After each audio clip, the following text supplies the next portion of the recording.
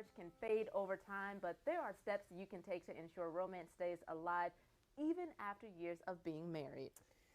Many long years, no, I'm kidding. Joining us now with the 6 key pillars of intimacy to create one extraordinary marriage, our marriage coaches, Alisa and Tony DiLorenzo. Did I say it right? Yes.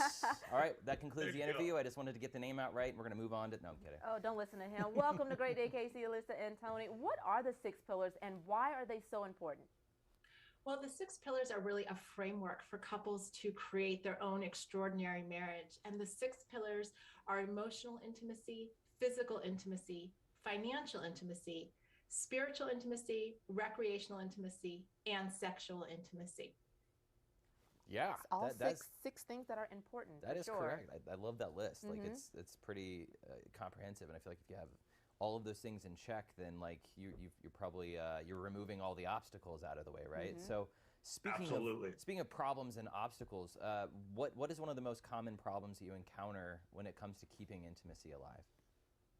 Well, a lot of couples are so busy right now, right? There are so many distractions, so many demands on our time that it can be hard to even just find the time to connect with one another.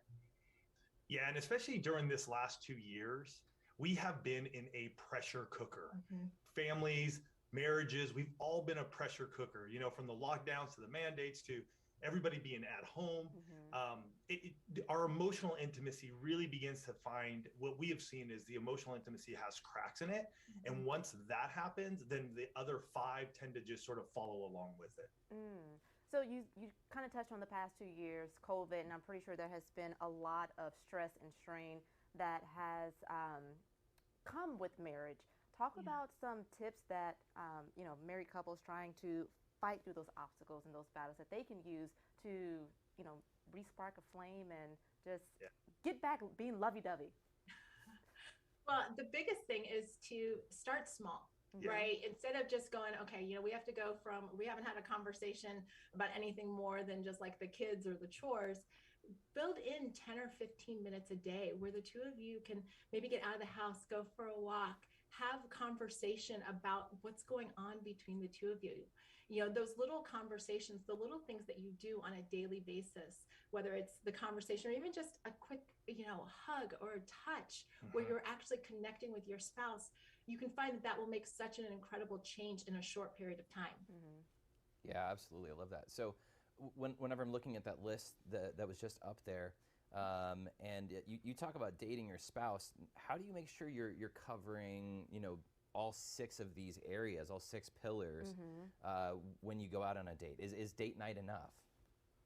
Well, date night really gets into that.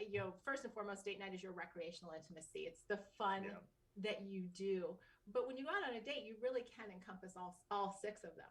Yeah, one way you can do your emotional intimacy, there are card decks that just have questions. Because, I mean, you guys probably know this too. Sometimes you go out on a date or you're just sitting there having dinner and all you're talking about is work, laundry, kids. Like, let's mix this up a little bit. Like, just pull out a card, ask each other a question. Physical intimacy, hold each other's hands, give each other a hug, give each other a kiss. That can be different for every single couple. Financial intimacy, it could be dependent upon, hey, are you going to just go pick up something quick and go to a park? Or are you going to a 5-star restaurant and sitting down? Your spiritual intimacy, you can pray before your dinner or before your meal. Recreational intimacy is obviously your date time. And then sexual intimacy, hey, Alisa and I like to talk about this a lot. You can do that before you go out, so that way you don't have to worry about what you eat and then coming home and then you're in a food coma and then just fall asleep.